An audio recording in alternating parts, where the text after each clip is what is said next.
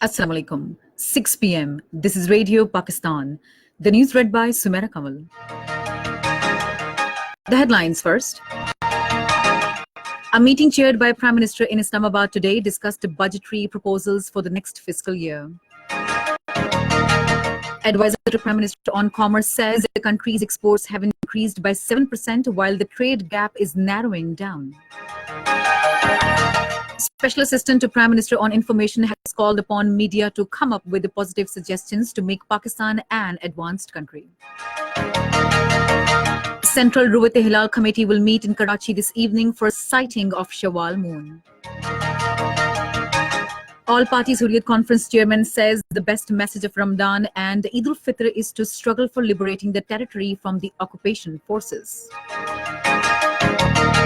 UN Security Council is holding a closed-door meeting today to discuss the deepening political crisis in Sudan. In the ICC Cricket World Cup, Sri Lanka were batting against Afghanistan at Cardiff while the play was disrupted due to rain. And now the news in detail. A meeting chaired by Prime Minister Imran Khan in Islamabad today discussed the budget for the next fiscal year. The Prime Minister was given a detailed briefing regarding the revenue and expenditures. The meeting was attended amongst others by Advisor on Finance Abdul Hafiz Sheikh, Advisor on Commerce Abdul Razak Dawood, Minister for Planning Khusro Bakhtiar, Minister for State for Revenue Hamad Azhar, Special Assistant Sania Nishtar and Chairman FBR Shabbar Zaidi. Advisor to Prime Minister on Commerce Abdul Razak Dawood says the country's exports have increased by 7% as production line has gone up despite difficult environment.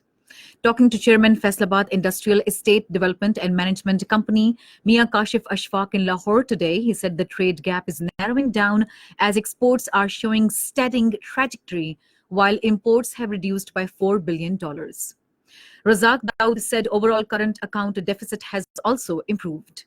He said in terms of quantity, the exports of garments went up by 29%, cement 25%, basmati rice 21%, and footwear 26% in the current fiscal year. He said the situation on economic front is not as bad as being portrayed by some quarters. The advisor said the government has provided subsidy to export-oriented sector on electricity and gas, and it would be continued in coming year.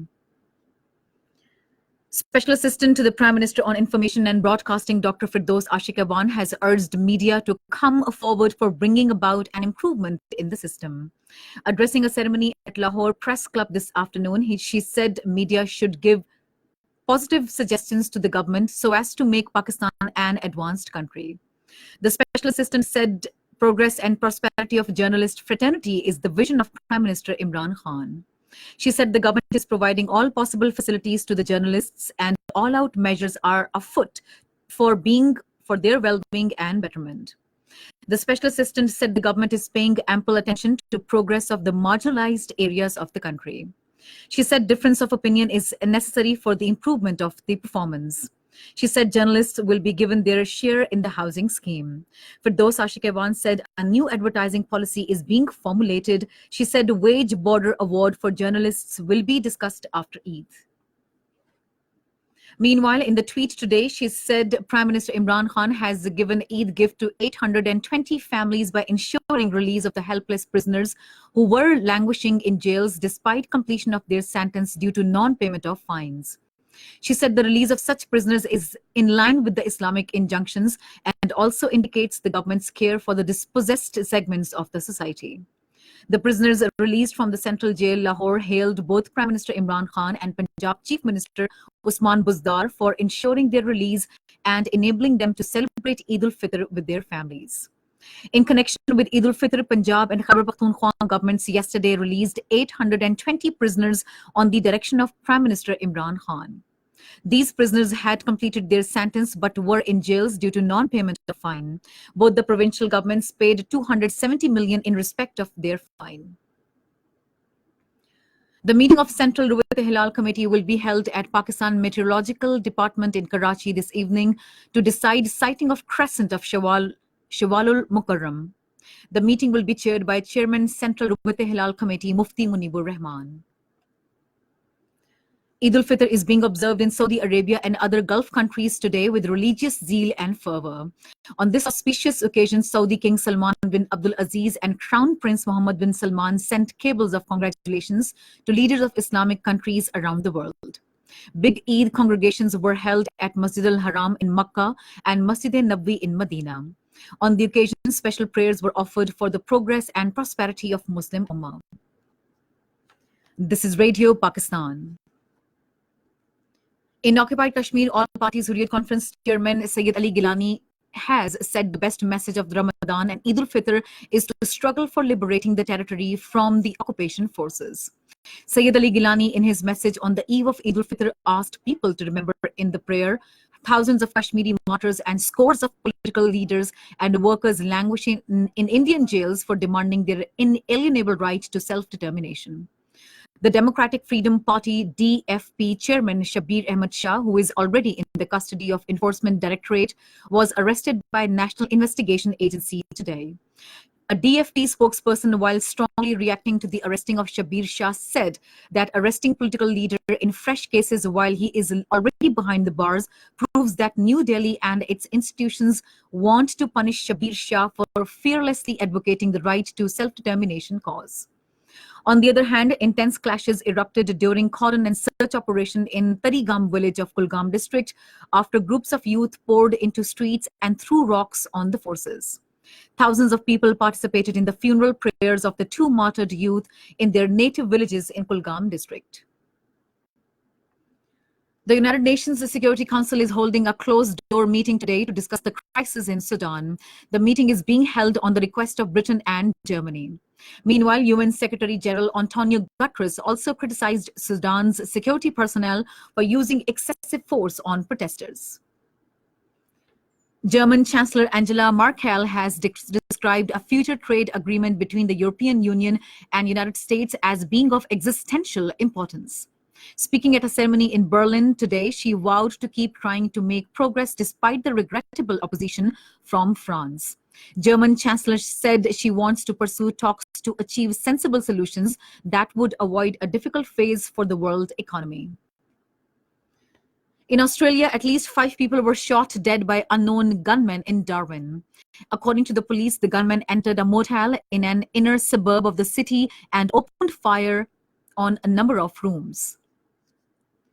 Mexico has warned the U.S. that tariffs on Mexican goods could worsen illegal immigration to the U.S. and end up hurting both countries.